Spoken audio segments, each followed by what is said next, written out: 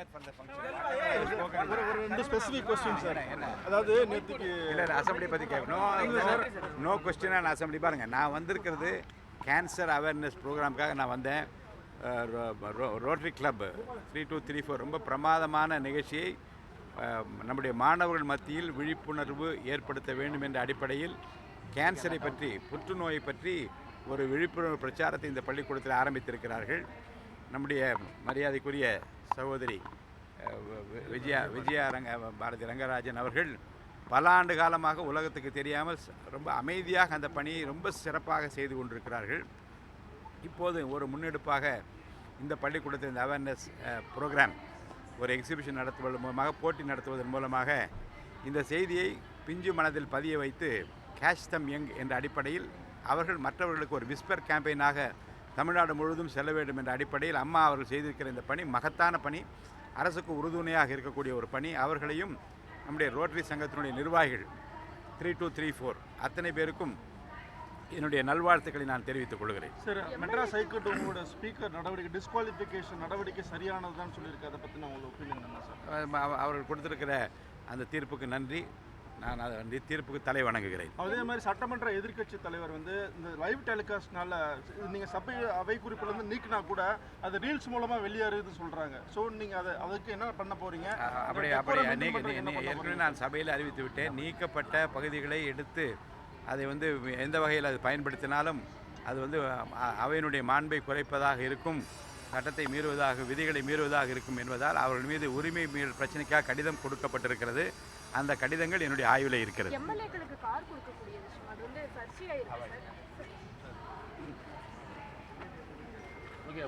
Participate செய்து catch தம் young, சின்ன வயதில் அவரை பிடித்து விடுங்கள், உள்ளத்திலே அந்த செய்தியை கொண்டு போய் சேருங்கள் என்பதுதான்.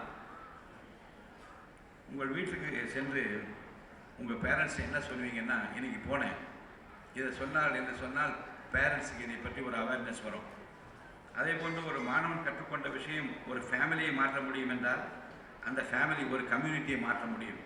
அந்த கம்யூனிட்டி மாறினால் ஒரு சொசைட்டியை மாறக்கூடிய ஒரு வாய்ப்பு இருக்கிறது. அதனால் தான் சொல்கிறேன், இந்த போட்டியில் வெற்றி பெறுவது மட்டும் உங்கள் டார்கெட்டாக இருக்கக்கூடாது. இந்த மெசேஜை மற்றவர்களை கொண்டு போய் எப்படி சேர்ப்பது என்று நீங்கள் நினைக்க வேண்டும். நம்முடைய சொசைட்டியில் சில விஷயங்களை பற்றி பேசுவதற்கு இன்னும் தயக்கம் இருக்கிறது. அதில் ஒன்று தான் நம்முடைய இந்த கேன்சர் வந்து பயப்படக்கூடாது. அவருடைய ஃபேமிலியை பார்த்து சிம்பத்தி காட்ட வேண்டும். அவர்களுக்கு சிம்பத்தி மட்டும் தேவையில்லை, சப்போர்ட் தேவை. கேன்சரால் பாதிக்கப்பட்ட ஒரு குடும்பத்திற்கு ஐயோ கேன்சராக வந்துச்சு என்று சொல்லுகிற ஆறுதல், நீங்கள் பயப்படாதீங்கன்னு சொல்ல ஆறுதலை காட்டிலும் அவர்களுக்கு ஒரு நல்ல சப்போர்ட்டிவ் வேர்ட்ஸ் வேண்டும், நல்ல ஆறுதல் அளிக்கக்கூடிய, தேற்றக்கூடிய வார்த்தைகள் வேண்டும். அதை பற்றிய ஒரு விழிப்புணர்வு, அண்டர்ஸ்டாண்டிங் வேண்டும். அவர்களுக்கு ஒரு நம்பிக்கை ஊட்டுகின்ற வார்த்தைகள் வேண்டும். அவர்கள் தனியாக இல்லை என்கின்ற ஃபீலிங் முதல்ல ஏற்பட வேண்டும். மெடிக்கல் சயின்ஸ் இப்போது வளர்ந்து கொண்டே இருக்கிறது, ட்ரீட்மெண்ட் ஆப்ஷன்ஸும் வளர்ந்து கொண்டே இருக்கின்றன. இதுதான் மக்களுக்கு இன்றைக்கு விழிப்புணர்வு அதிகமாகிக் கொண்டே போகிற தன்மைகள். கேன்சரை பார்த்து பயந்து ஓடாதீர்கள், அதை உரிய முறையில் அணுகுங்கள் என்கின்ற அந்த குறிக்கோளை நம் உள்ளத்தில் ஏற்றி கொண்டிருக்கிறது. நான் ஒரு மருத்துவர் இல்லை, ஆனால் இந்த நிகழ்ச்சியின் நோக்கத்தை பார்க்கும்போது ஒரு விஷயமும் எனக்கு தெளிவாக தெரிகிறது. early detection can make a huge difference. நம்முடைய உடலில் ஏதாவது அன்யூஷுவல் சேஞ்ச் இருந்தால் அதை இக்னோர் செய்யக்கூடாது. இது ஒன்றும் இல்லை, நாளைக்கு சரியாகிவிடும் என்று தொடர்ந்து போஸ்ட்போன் செய்யக்கூடாது. சில நேரங்களில் நம்முடைய பாடி நமக்கு சிக்னல் கொடுக்கும், அந்த சிக்னலை உன்னிப்பாக கவனிக்க வேண்டும். அது மிகவும் சிம்பிளான message, listen to your body. அதனால்தான் அவேர்னஸ் ப்ரோக்ராம் மிகவும் முக்கியம். மக்களிடம் தகவல் சென்றால் அவர் சரியான நேரத்தில் சரியான முடிவை எடுக்க முடியும். அன்பான மாணவ செல்வங்களே, நீங்கள் இந்த ஸ்கூல் ஸ்டூடெண்ட்ஸ் ஆனால் இன்னும் சில வருடங்களில் நீங்கள் டாக்டர் ஆகலாம், இன்ஜினியர் ஆகலாம், சயின்டிஸ்ட் ஆகலாம். நம்முடைய அன்பு தலைவர் விஜய் அண்ணா போல, விஜய் மாமா போல பெரிய தலைவராகவும் ஆகலாம். எந்த ப்ரொஃபஷனுக்கு போனாலும் ஒரு நல்ல சிட்டிசனாக இருப்பது ரொம்ப முக்கியமானது. நல்ல சிட்டிசன் என்றால் டாக்ஸ் கட்டுவது மட்டுமல்ல, டிராஃபிக் ரூல்ஸை ஃபாலோ பண்ணுறது மட்டுமல்ல, ஓட்டு போடுவது மட்டுமல்ல, சொசைட்டிக்கு என்ன தேவை என்று புரிந்து கொண்டு அதில் நம்முடைய பங்களிப்பு, what is our contribution to the society என்று எண்ணுகின்ற அந்த அவேர்னஸ் இருக்க வேண்டும். இன்று நீங்கள் கேன்சர் அவேர்னஸ் பற்றி கற்றுக்கொள்வது, அதற்கு உதவிகரமாக ரோட்டரி கிளப் இருப்பது, நம்முடைய மதிப்புக்குரிய விஜய அம்மா இருப்பது என்பதெல்லாம் இறைவன் கொடுத்த ஒரு வாய்ப்பு என்று நான் கருதுகின்றேன். இந்த மிகச்சிறந்த இனிஷியேட்டிவ் முன்னெடுத்துள்ள ஹேண்ட் ஸ்டாப் மற்றும் ரோட்டரி டிஸ்ட்ரிக்ட் 3234 அமைப்பினருக்கு என்னுடைய மனமார்ந்த பாராட்டுகளை தெரிவித்துக் கொள்கிறேன். ஒரு ஆர்கனைசேஷன் கிரேட்னஸ் என்பது அது எவ்வளவு பெரிய ஈவெண்ட்ஸை நடத்துகிறது என்பதல்ல, அது எத்தனை உயிர்களை தொற்றிருக்கிறது, உள்ளத்தை தொற்றிருக்கிறது என்பதுதான் அதனுடைய சிறப்பே இருக்கிறது. இங்கே ஒரு நல்ல எக்ஸிபிஷன், ஒரு இன்டர் ஸ்கூல் காம்படிஷன், ஒரு அவேர்னஸ் ப்ரோக்ராம் என்பது இன்றைய காலத்தின் கட்டாயம் என்று நான் கருதுகின்றேன். அதில் குறிப்பாக பள்ளிக்கூட மாணவர்களிடமிருந்தே இதை கொண்டு சேர்ப்பது என்பது ஒரு நல்ல சேவை. ரோட்டரி பற்றி பேசும்போது ஒரு விஷயம் எனக்கு மிகவும் பிடிக்கும். நான் மாணவனாக படித்துக் கொண்டிருக்கிற போது அம்பத்தூரில் நம்முடைய அன்புக்குரிய பஞ்சாப் பகிசன் சார் டிவி நகரில் அவர்கள் ரோட்டரி இன்ட்ராக்ட் அவங்க ஸ்லீப் வெல் ஒரு கிட்டு கொண்டு வந்து கொடுப்பார்கள், பள்ளிக்கூட பிள்ளைகளை கொடுப்பார்கள். அந்த நிகழ்ச்சிகளிலே நான் பங்கு கொண்டிருக்கிற அந்த நினைவுகள் எனக்கு இருக்கிறது. நிறைய நிகழ்ச்சிகளில் அவர் நடத்துகிற நிகழ்ச்சிகளும் புரட்சித் தலைவர் எம்ஜிஆர் இருக்கிறவங்க தஞ்சாவூரில் நினைக்கிற மிகப்பெரிய மாநாடு நடத்தினார்கள். அந்த மாநாட்டில் முதலமைச்சர் கலந்து கொண்ட நிகழ்வு, அவர் பேசிய பேச்சும் இன்றைக்கும் என்னுடைய நினைவில் இருக்கிறது. நம்முடைய வாழ்க்கையில் நாம் எவ்வளவு சம்பாதிக்கிறோம் என்பது ஒரு அளவுகோல் தான். ஆனால் எவ்வளோ பேருக்கு உதவினோம் என்பது இன்னொரு பெரிய அளவுகோல். ஒரு மனிதனின் வாழ்க்கையில் நாம் ஒரு நல்ல மாற்றத்தை ஏற்படுத்தினால் அதனுடைய வாழ்க்கையின் மிகப்பெரிய அச்சீவ்மெண்ட்டாக இருக்கும். ஒரு டாக்டர் நோயாளியை மட்டும் ட்ரீட் செய்வதில்லை, பல நேரங்களில் ஒரு ஃபேமிலிக்கே ஹோப் கொடுக்கிறார். ஒரு டயக்னோசிஸ் சொல்லும்போது கூட அதை எப்படி சொல்ல வேண்டும் என்பதில் கவனம் செலுத்த வேண்டும். பேஷண்ட்டுக்கு எப்படி கான்ஃபிடன்ஸ் கொடுப்பது என்பதுதான் மருத்துவருடைய முதல் சேவையாக இருக்க வேண்டும். எனக்கு தெரிஞ்ச 40-50 ஆண்டுகளுக்கு முன்பாகலாம் கொஞ்சம் அதிகமான நேரத்தை பேஷண்ட்ஸோடு செலவிடுவார்கள். டாக்டர் HV ஆண்டே என்னுடைய மென்டார், அவர் போனால் உட்காந்தோடனே என்ன நோயின்னு கேட்க மாட்டார். அப்படியே அப்படி கண்ணை தடவார். உங்கள் சித்தப்பாவோட வந்தியா யாரோட வந்து என்று கேட்பார். உங்கள் தாத்தா எப்படி இருக்கான்னு கேட்பார். அது போய் உட்கார்ந்தவருக்கு அந்த நிமிஷமே ஜுரம் போய் விட்டது போன்ற உணர்வு இருக்கும். அப்புறம் கையை பிடித்து கொண்டு பேசுவார். ஆக நோய் வந்திருக்கிறதை பார்க்கிற டாக்டரை பார்க்க மெக்கானிக்கலாக அடுத்து அனுப்பு என்கின்ற அந்த சிந்தனை விட்டு கொஞ்ச நேரம் அந்த பேஷண்ட்ஸோடு அந்த பேசுகிற போது கிடைக்கிற ஆறுதலும் தேர்தலும் இருக்குது. அது ஈடு உங்கள் மருந்து கிடையாது என்பதை மருத்துவர்கள் உணர வேண்டும். இந்த ஜென்ரேஷனுக்கு ஒரு பெரிய ஸ்ட்ரென்த் இருக்கிறது என்றால் அது நம்முடைய மீடியா. முன்னெல்லாம் ஒன்றும் தெரியாது, ஒரே ஒரு ரேடியோ தான் இருக்கும், இந்த ரேடியோவில் தான் கேட்போம். அப்புறம் டிவி வருவதற்கே ரொம்ப காலமானது. அப்புறம் டிவி திறந்து வைத்து கொண்டு நாம் பார்ப்போம். இப்போ மீடியா ரொம்ப ஸ்ட்ராங் ஆகிவிட்டது. எங்கே எதுவும் செய்ய, இப்போ நாங்கள்லாம் சமானம் எங்களுக்கு போன்ற பொது வாழ்க்கையில் மற்ற யாரும் எதுவும் என்ன செய்தாலும் ரொம்ப கவனத்தோடும் பார்த்து தான் செய்ய வேண்டிய நிலைமை. வேறு சட்டசபை சொன்னார், என்ன சார் நான் ஒரு எம்எல்ஏ, கொஞ்ச நேரம் தலையை இப்படி பண்ணி கொண்டு அதை எடுத்து காட்டுறீங்களே என்ன கேட்டேன். ஆக மக்கள் எல்லாவற்றையும் உன்னிப்பாக இந்த டெலிவிஷனில் இந்த லைவ் போட்ட காரணமே சட்டமன்ற உறுப்பினராக மக்களால் தேர்ந்தெடுக்கப்பட்ட பிரதிநிதிகள் தங்களை முதலில் எப்படி நடத்தி கொள்ள வேண்டும் என்பது மக்களுக்கும் தெரிய வேண்டும், அவர்களுக்கும் தெரிய வேண்டும் என்பதற்காக லைவ். அப்போது அது இன்னும் கொஞ்சம் அவர்கள் இந்த மாண்பினை காப்பாற்றுகிற விதத்தில் மக்களுக்கு நிறைய இன்னும் செய்ய வேண்டிய பணிகள் ஏராளம் இருக்கிறது. பல ஆண்டுகளை நாம் சுதந்திரம் அடைந்த பிறகு கடந்து வந்துவிட்டோம். அந்த பணிகளெல்லாம் செய்வதற்கு ஒரு உந்து சக்தியாக அந்த பேரவை இருக்க வேண்டும் என்பதற்காக தான் இன்றைக்கு மக்களும் பார்க்க வேண்டும், இவர்களும் மக்களுக்கான சேவைகளை அதிகமாக செய்ய வேண்டும் என்று தான் அதையெல்லாம் கொண்டு வந்திருக்கோம். அதையெல்லாம் இங்கே சொல்வதை கேட்டு நான் மகிழ்ச்சி அடைந்தேன். அடுத்து, schools are not just places where children learn subjects. Schools maths கற்றுக் கொடுக்கலாம், சயின்ஸ் கற்றுக் கொடுக்கலாம், ஹிஸ்ட்ரி கற்றுக் கொடுக்கலாம். ஆனால் அதோடு how to live a healthy and responsible life என்பதையும் கற்றுக் கொடுக்க வேண்டும். இத்தகைய நிகழ்ச்சிகள் மூலமாக நிச்சயமாக அனைத்து பள்ளிகளிலும் இந்த விழிப்புணர்வு பிரச்சாரங்கள் அவர்களை தொலை தூரத்திற்கு கொண்டு இருக்கும் என்று நான் கருதுகின்றேன். இன்று இனாகுரேஷன், இன்று எக்ஸிபிஷன், காம்படிஷன் எல்லாம் முடிந்துவிடும். ஆனால் நாம் ஒன்றை மனதில் வைத்துக் கொள்ள வேண்டும். ஒரு லேம்ப் ஏற்ற சொன்னார்கள், இந்த விளக்கு குத்து விளக்கு ஏற்றுங்கள் என்று சொன்னார்கள். அந்த விளக்கு ஒரு நிகழ்ச்சியை தொடங்குவதற்காக மட்டுமல்ல, அறியாமை என்ற இருள் இனி இந்த கேன்சரை பற்றி இருக்கவே கூடாது என்பதற்காக ஏற்றி வைக்கப்பட்டிருக்கிற ஒளி என்று நான் அதை கருதுகிறேன். இருளை முழுமையாக அகற்ற முடியாமல் இருக்கலாம், ஆனால் அது இங்கே ஒளி இருக்கிறது என்று சொல்லும். அதுபோல இந்த நிகழ்ச்சியிலிருந்து சொல்லும் ஒவ்வொரு மாணவரும், செல்லும் ஒவ்வொரு மாணவரும் ஒரு சிறிய அவேர்னஸ் லேம்ப் என்று நான் கருதுகிறேன். நீங்கள் ஒளியாக இருக்க வேண்டும். நீங்கள் உங்கள் வீட்டிலே முதலில் அந்த ஒளியை ஏற்றுங்கள். அப்பா அம்மாவிடம் போய் சொல்லுங்கள், அண்ணன் தம்பியிடம் போய் சொல்லுங்கள், இது என்ன, எதுக்காக நான் போனேன், இதை பற்றி என்ன தெரிந்தது என்று உங்களுக்கு அவங்க அம்மா என்ன பண்ணால் பக்கத்து வீட்டுக்காரம்மாட்ட சொல்லுவாங்க. ஒரு விஸ்பர் கேம்பெயின். அடுத்து அவங்க என்ன சொல்லுவாங்கன்னு கேட்டியா, அந்த பையன் போயிட்டு வந்தானா அங்கே சொல்கிறாங்க, பயப்படவே வேணான்னு சொல்கிறாங்க. அந்த செய்தி பரவும். இப்படிப்பட்ட செய்திகளை கொண்டு சேர்க்கின்ற அம்பாசிடர்ஸாக, ஒரு தூதுவர்களாகத்தான் இந்த மாணவர்களை, இந்த கலந்து கொள்கிற மாணவர்களை நான் பார்க்கின்றேன். அந்த ஒளி உங்கள் வீட்டில் ஏற்றுங்கள், உங்கள் நண்பரிடம் ஏற்றுங்கள், உங்கள் சமூகத்தில் ஏற்றுங்கள். அந்த லைட் எங்கும் பரவுகிற ஒளியாக இருக்கட்டும். நான் கடைசியாக 3 வேர்ட்ஸ் மட்டும் சொல்லி முடிக்கிறேன் மாணவர்களுக்கு. Learn, share and act. Cancer பற்றி சரியான தகவல்களை இப்போது இந்த நாளில் நீங்கள் கற்றுக்கொள்ளுங்கள். அந்த தகவலை மற்றவரிடம் பகிருங்கள்.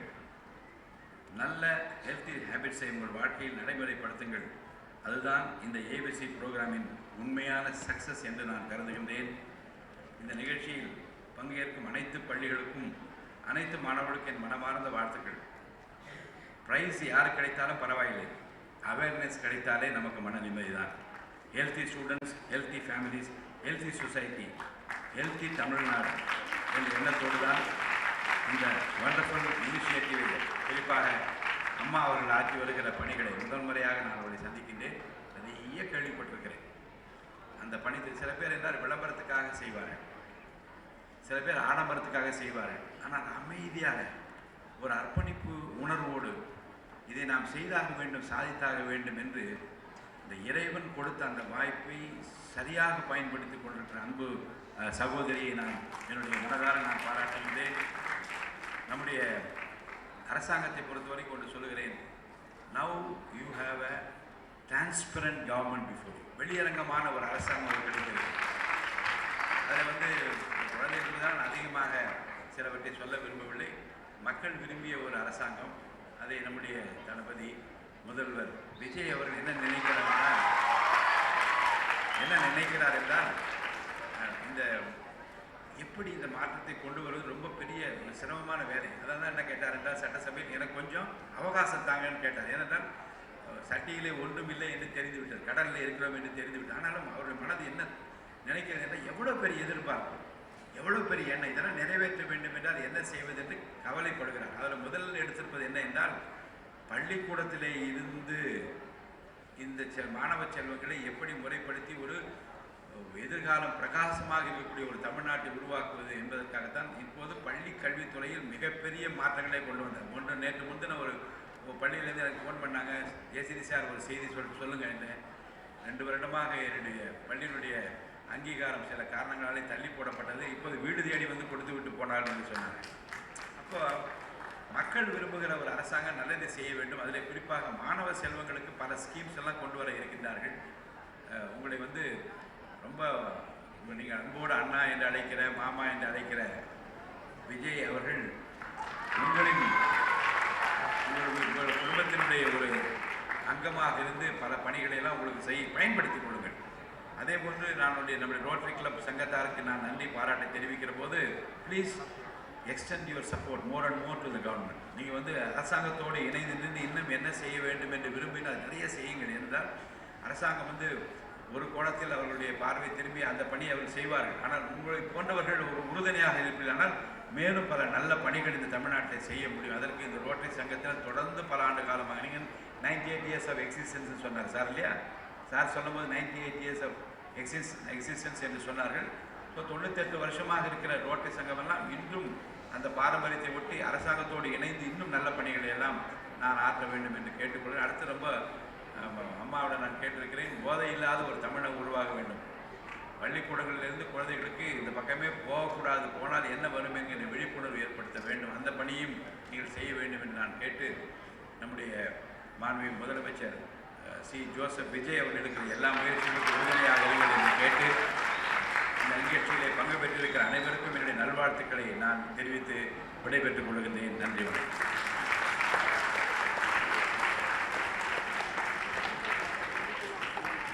Nandri sir, for taking the time to be with us and for lending your voice to a cause that touches every family, every community and every பேரன்பிற்குரிய இந்த இனிய ஏற்றமிகு நிகழ்ச்சியின் காரணகர்த்தாவாக இருந்து சிறப்பாக நடத்துவதற்கு அடித்தளமாக பல பணிகளை தன்னலமில்லாமல் செய்து வருகின்ற டாக்டர் விஜயபாரதி ரங்கராஜன் அவர்களே,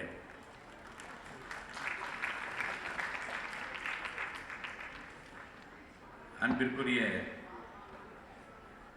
டிஜி சுரேஷ் ஜெயின் ரொட்டேரியன் அவர்களே, அன்பிற்குரிய ரொட்டேரியன் MS ரவி வர்மா அவர்களே, டாக்டர் அர்ஜுன் ரங்கராஜன் அவர்களே, ரொட்டேரியன் ராஜசேகரன் அவர்களே, ரொட்டேரியன் சாரதா ரமணி அவர்களே, பள்ளியினுடைய முதல்வர் ஜெபதாஸ் தினகரன் அவர்களே, டக்ளஸ் சார் அவர்களே, இந்த நிகழ்ச்சியில் நான் கலந்து கொள்ள வேண்டும் என்று என்னை அழைப்பதற்காக ரொட்டேரியன் ராஜசேகர் வந்தார். அவரோடு பூபால் வந்தார்கள். உரிய நேரத்தில் வர வேண்டும் என்று நான் விரும்பியதற்கு காரணம், இந்த பள்ளிக்கூட நிகழ்ச்சிகளுக்கு வந்து அழைக்கிற போது இந்த குழந்தைகளை ரொம்ப நேரம் உட்கார வைப்பதும், அந்த குழந்தைகளை காக்க வைத்து அதற்கு பின்னால் நிகழ்ச்சி தொடங்குவது ஒரு மன சோர்வை குழந்தைகளுக்கு ஏற்படுத்தி விடக்கூடாது என்கின்ற கவலையும் எனக்கு இருந்த காரணத்தினால 8:45 மணிக்கு வைத்து சொன்னேன். இன்னொரு நிகழ்ச்சியில் நான் கலந்து கொள்கிற போது ஒன்று சொன்னேன். பொது வாழ்க்கையில் இருக்கின்றவர்களை அழைத்து விழா நடத்துவதற்கு அது மந்திரியாக இருந்தாலும் சரி, அது வேறு எந்த கட்சியினுடைய தலைவர்களாக இருந்தாலும் அவரெல்லாம் அழைத்தால் அவர் வருவதற்கு காலதாமதமானாலும் நிகழ்ச்சியை தொடங்கி விடுங்கள், அப்போதுதான் எல்லோரும் நேரத்துக்கு வர வேண்டும் என்கின்ற அந்த எண்ணம் ஏற்படும் என்று கூட நான் வலியுறுத்தினேன். இங்கே வந்தபோது நம்முடைய ரோட்டரி கிளப் அருமை நண்பர்கள் தொடர்ந்து 3234 ரோட்டரி சங்கத்தின் சார்பிலும் சென்னை ரோட்டரி சங்கத்தின் சார்பிலும் செய்து வருகிற பல பணிகளை பற்றி என்னுடைய அருமை நண்பர் என்னை அழைத்து வருவதற்கு காரணமாக இருக்கிற ராஜசேகரன் அவர்கள் சிறப்பாக சொல்லிக்கொண்டே வந்தார்கள். இந்த கேன்சர் அவேர்னஸ் பற்றி எக்ஸிபிஷன் மற்றும் விழிப்புணர்வு பிரச்சாரங்களை எல்லாம் மேற்கொள்கிற முயற்சியில் ரோட்டரி கிளப் ஈடுபடுவதை பற்றி நம்முடைய டிஸ்ட்ரிக்ட் கவர்னர் அன்பிற்குரிய திரு டிஜி சுரேஷ் ஜெயின் அவர்களுக்கும் அவரை சார்ந்திருக்கிற noble band of enthusiastic office bearers அத்தனை பேருக்கும் என்னுடைய வாழ்த்துக்களை நான் தெரிவித்துக் கொள்கிறேன். அரசாங்கம் செய்யும், அது மத்திய அரசாங்கமாக இருந்தாலும் சரி, மாநில அரசாங்கமாக இருந்தாலும் சரி, அவர்கள் அவருடைய பங்களிப்பை தொடர்ந்து பல ஆண்டு காலமாக செய்து கொண்டு தான் இருக்கிறார்கள். ஆனால் என்ன பார்க்க வேண்டும் என்று சொன்னால், அர்ப்பணிப்பு உணர்வோடு செய்யக்கூடிய அந்த எண்ணமும் நமக்கு கிடைத்திருக்கிற வருவாயில், நமக்கு கிடைத்திருக்கிற நேரத்தில் இந்த சமூகத்திற்கு ஏதாவது செய்ய வேண்டும் என்கின்ற உந்து சக்தி ஒவ்வொரு மனிதனுக்கு இருக்க வேண்டும். அதுக்கு ஒரு பெரிய, நான் ஏற்கனவே பல நிகழ்ச்சிகளில் சொல்வது, பெரிய பணக்காரர்களாக இருக்க வேண்டும் என்று இல்லை, பெரும் படைத்தவர் தான் செய்ய வேண்டும் என்று இல்லை, மனம் இருக்க வேண்டும். பக்கத்தில் இருக்கிறவன் எப்படி இருக்கிறான் என்று பார்க்கிற அந்த அன்பு வேண்டும். உனக்கு என்ன, ஏன் உன் முகம் சோர்வாக இருக்கிறது என்கின்ற கேட்கிற அந்த அன்பு உணர்ச்சி தான் இந்த சமூகத்தில், குறிப்பாக தமிழ்நாட்டின், இந்திய நாட்டினுடைய பெருமைக்குரிய பண்பாடாக தொடர்ந்து இருந்து வந்திருக்கிறது. இன்றும் நாம் நிலைக்கிறோம், நிற்கிறோம், நிலைக்கிறோம், நிலை பெறுகிறோம். உலக நாடுகள் எங்கும் இந்த நம்முடைய இந்திய நாட்டு மக்களுக்கு என்று மதிப்பும் மரியாதையும் இருக்கிறது என்றால் நம்முடைய மிகச்சிறந்த பண்பாட்டினுடைய அடிப்படையை மற்றவர்களிடம் அன்பு காட்டுவதுதான். அதை நம்முடைய ரோட்டரி சங்கத்தினர் பல்வேறு நிலைகளிலே அரசோடு இணைந்து நின்று செய்வது எனக்கு மகிழ்ச்சி அளிக்கிறது. அவர்களுக்கு என்னுடைய பாராட்டுகளை நான் தெரிவித்துக் கொள்கிறேன். அடுத்து நம்முடைய அன்புக்குரிய சகோதரி விஜயபாரதி ரங்கராஜன் அவர்கள், என்ன வார்த்தைகளை அவரை புகழ்வது என்று எனக்கு நான் தெரியவில்லை. ஒரு இழப்பு ஏற்பட்டாலும் கூட அந்த இழப்புக்கு என்ன காரணம் என்பதை மனதிலே வைத்து இந்த இழப்பு எந்த குடும்பத்திலும் இருக்கக்கூடாது என்று இருக்கிற அந்த சிந்தனை இருக்கிறது. அது ரொம்ப போற்றுதலுக்குரியது. அதை அவர்கள் சரியான நேரத்திலே சரியான முறையில் தான் பெற்றிருக்கிற கல்வி அறிவின் காரணமாகவும் தன்னை சார்ந்திருக்கிற நண்பர்கள் காரணமாகவும் ஆதரவு அளிக்கின்ற குடும்பத்தின் காரணமாகவும் அந்த பணியை தொடர்ந்து 1998ஆம் ஆண்டிலே இருந்து இன்னைக்கு தொடர்ந்து அவர்கள் செய்து கொண்டிருக்கிறார்கள். அதற்காக நம்முடைய பாராட்டுக்களை நன்றி நான் அவர்கள் தெரிவிக்கிறேன். நம்முடைய தமிழ் சமூகத்தை இப்படிப்பட்ட மகளிர் தொண்டு உள்ளத்தோடு தூய உள்ளத்தோடு செய்கிற மகளிர் நமக்கு வேண்டும். நான் உட்கார்ந்திருக்கிற போது சொன்னேன், I remember when I was in law college, I used to visit the mental hospital. Kilpauk ஓய்வு நேரம் நிறைய இருக்கும். நான் சட்டக்கல்லூரியில் படித்துக் கொண்டிருக்கிறோம், நிறைய ஓய்வு நேரம் இருக்கும். ஏதாவது செய்ய வேண்டும் என்று விரும்பிய போது ஒருத்தர் சொன்னார், மென்டல் ஹாஸ்பிட்டலுக்கு போப்பாங்க. அங்கே போய் பணியாற்றி கிரிமினல் செக்ஷன் ஒன்று இருக்கிறது. கொலை செய்தவர்கள், கொள்ளையடித்தவர்கள், மிகப்பெரிய தண்டனைக்கு ஆளானவர்கள்லாம் பைத்தியமாகிவிட்டார், மனநிலைக்கு ஆளாகிவிட்டார்கள். அவர் போய் பார்க்க வேண்டும் என்று சொல்லி அவரோடு நான் ஒவ்வொரு புதன்கிழமை உட்கார்ந்து அவர்களெல்லாம் உட்கார வைத்து பேசி கொண்டிருப்பேன். அப்போ சாரதா மேனன் என்று ஒரு பெரிய மருத்துவர் ரொம்ப அற்புதமான பணியை அந்த மனநல நோய் பிரிவிலே செய்தார். அடுத்து நம்முடைய சகோதரி கேன்சர் இன்ஸ்டியூட்டில் ரொம்ப சிறப்பாக ரொம்ப பணியாற்றி டாக்டர் சாந்தா அவங்க இன்றைக்கும் இந்த கேன்சர் என்று சொன்னால் அவன் நினைக்க வேண்டும். உலகமே இந்த கேன்சர் என்று வந்துவிட்டால் உலகமே பயந்து ஐயோ கேன்சரா என்று சொன்ன காலம் இருந்தது. என்னுடைய தாயார் கேன்சர்லேயே மறைந்தார். என்னுடைய தாய்மாமன் கேன்சர்லேயே மறைந்தார். அப்போதெல்லாம் இவ்வளவு சிகிச்சை முறை கிடையாது. கேன்சர் என்று என் தாயாருக்கு கேன்சர் என்று சொன்னவுடன் நான் மயக்கமடைந்து விட்டேன். என்னை எழுப்புவதற்கு 2-3 நிமிடம் ஆகிவிட்டது. அப்போ என்ன என்றால் இந்த கேன்சர் என்றாலே ஒரு அடுத்த நிமிஷமே இறப்பு தான், நமக்கு வேறு வழி இல்லை, இனி காப்பாற்றவே முடியாது என்று இருந்த ஒரு காலம் இருந்தது. ஆனால் இன்றைக்கு கொஞ்சம் கொஞ்சமாக நவீன மருத்துவ முறைகளிலும் நமக்கு கிடைத்திருக்கிற விஞ்ஞானபூர்வமான சிகிச்சை முறைகளிலும் இது கேன்சர் ஒரு சாதாரண நோய் போன்றதெல்லாம் இதை பார்த்து கொள்ளலாம் என்கின்ற ஒரு தைரியம் இன்றைக்கு வந்திருக்கிறது. அதற்காக மருத்துவத்துறையை சார்ந்த அனைத்து மருத்துவர்களுக்கும் நான் என்னுடைய பாராட்டுகளை தெரிவிக்க கடமைப்பட்டிருக்கிறேன். அடுத்தது நம்முடைய குழந்தைகள். இப்போ பெரிய எக்ஸிபிஷன் நடத்துகிறோம். ஏனென்றால் they are the chief ambassadors. இப்போ நான் பேசிவிட்டு போயிடுகிறேன், ரோட்டரி கிளப் சார்பில் அவர்கள் பேசினா எல்லோரும் அங்கே கருத்துக்களை சொல்லிவிடுவோம். ஆனால் இதை கொண்டு போய் இல்லங்களிலே சேர்க்க வேண்டிய மிகப்பெரிய பொறுப்பும் கடமையும் யாருக்கு இருக்கிறது? குழந்தைகளுக்கு தான் இருக்கிறது. நம்முடைய குழந்தைகள் ரொம்ப அறிவு ஜீவிகள், அவங்களுக்கு தெரியாத விஷயமே கிடையாது. இது ஒரு சாதாரண இன்டர் ஸ்கூல் காம்படிஷன் என்று இந்த போட்டியிலே கலந்து கொள்ள நினைக்கக்கூடாது. இது ஒரு எக்ஸிபிஷன் என்று நினைக்கக்கூடாது. இது ஒரு அவேர்னஸ் மூவ்மெண்ட் என்பதை மனதில் வைத்துக் கொள்ளுங்கள். கேன்சர் என்ற வார்த்தையை கேட்டாலே அந்த பயந்த காலமெல்லாம் இப்போது போய்விட்டது. ஃபியரை நாலேஜாக எப்படி மாற்றுவது என்பது இதன் நோக்கமே.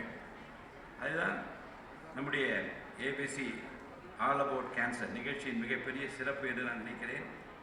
மாணவர்களுக்கு முக்கியமான ஒரு மெசேஜ். அன்பான மாணவர்களே, உங்களை நான் இந்த ஒரு விஷயத்தை மட்டும் சொல்ல விரும்புகிறேன். நீங்கள் பள்ளியில் படிக்கின்றீர்கள், எக்ஸாம் எழுதுகின்றீர்கள், மார்க் வாங்குகின்றீர்கள், காம்படிஷனில் பங்கு பெறுகின்றீர்கள், ப்ரைஸ் வாங்க வேண்டும் என்றும் ஆசைப்படுகிறீர்கள். இதெல்லாம் ரொம்ப முக்கியம்தான். ஆனால் உங்கள் ஹெல்த்தை விட எந்த மார்க்கும் பெரிதல்ல என்பதை மனதில் வைத்துக் கொள்ளுங்கள். உங்கள் லைஃப்பை விட எந்த அச்சீவ்மெண்ட்ஸும் பெரியது கிடையாது. நாம் வாழ்க்கையில் எவ்வளோ பெரிய பொசிஷனுக்கு சென்றாலும் ஹெல்த் இல்லாமல் எதையும் வெற்றிகரமாக சாதிக்க முடியாது என்பதை சின்ன வயதிலே உங்கள் மனதிலே பதிவு வைத்துக் கொள்ளுங்கள். ஒரு ஹெல்த்தி லைஃப் ஸ்டைல் நாம் டெவலப் செய்து கொள்ள வேண்டும் என்பது உங்கள் உள்ளத்தில் அடிப்படையாக இருக்க வேண்டும். நம்ம எல்லோருக்கும் ஒரு பழமொழி தொடர்ந்து கேள்விப்பட்டிருக்கிறோம், prevention is better than cure. நோய் வந்த பிறகு ட்ரீட்மெண்ட் எடுப்பதை விட நோய் வராமல் பார்த்துக்கொள்வது சிறந்தது. அதற்காக நம்முடைய லைஃப் ஸ்டைலில் சில சிம்பிள் சேஞ்சஸ் நம்முடைய சென்னை ரோட்டரி சங்கத்தினுடைய தீவிர உறுப்பினர் அவர்கள் ரொம்ப சிறப்பாக இதை பற்றியெல்லாம் ஆங்கிலத்தில் சொன்னார். Healthy food, regular exercise, good sleep, stress management, bad ஹேபிட்ஸை நிச்சயமாக அவாய்ட் செய்வது முக்கியமாக இந்த அவேர்னஸ் கேம்பினுடைய கருத்து என்று நான் கருதுகின்றேன். இந்த நிகழ்ச்சியில் எனக்கு மிகவும் பிடித்தமான விஷயம் ஸ்டூடெண்ட்ஸை நீங்கள்